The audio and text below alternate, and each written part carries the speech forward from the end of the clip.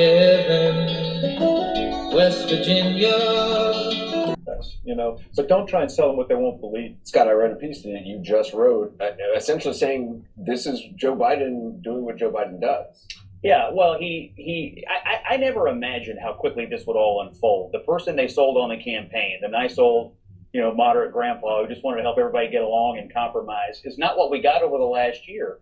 He has no mandate really to do much of anything. It's amazing that he got a couple of things done when the mandate was really pretty clear. 50-50 Senate, a near 50-50 House, and a pretty close presidential election. The mandate was simply replace Donald Trump and don't do anything drastic or stupid. And everything about this agenda is extremely drastic.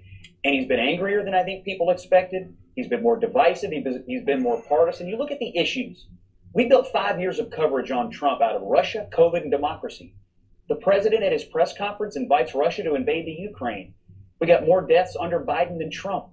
And now we have the president and vice president and leading Democrats question the legitimacy of the 2022 election. Are we any better off on these three issues that we crucified Trump over? I think he has a lot of political problems. And an AP poll came out this morning.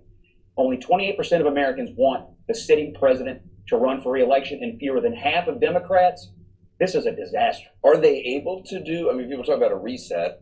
Bret Stephens wrote a piece. We're going to talk to him later about, just Bill Clinton was able to kind of tack after a loss. Yeah. Listen, I think they do have to make some changes, and they need to acknowledge where they are. Scott, he gave you a pretty good summation of what the Republican argument is going to be in November, and he's good at that. All right, guys, that's the end of the video. And did you see Anderson Cooper's face? Like, how dare you talk bad about the president like that? And he looked like he was upset about what he was saying, but what he was saying was true. First thing, when it comes to Joe Biden, he has no political instincts at all. Even Obama said, this guy, whenever he makes a decision, generally, it's the wrong decision. It should go the other way. Perfect example is the 94 crime bill, which he sponsored. And even wrote some of the stuff in it. Not only that, another thing is also the war in Iraq. He signed off on that. He voted for it.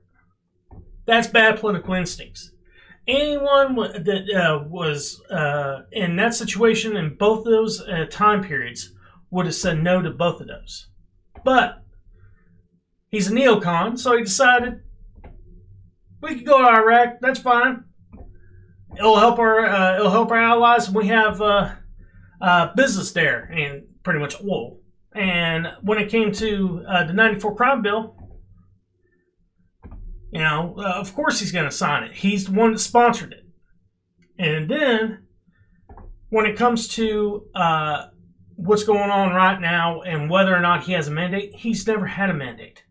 It's a 50-50 Senate. He barely has majority in the House, and he barely won the 2020 election. So my question is what made the Democrats think that they had a mandate to actually go in there and put all these communist ideas and try to get them through the Senate and House? I don't know.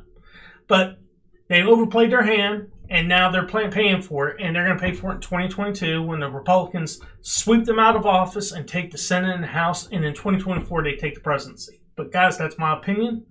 I hope you enjoyed the video. Please hit like and subscribe. It helps the channel grow. Peace.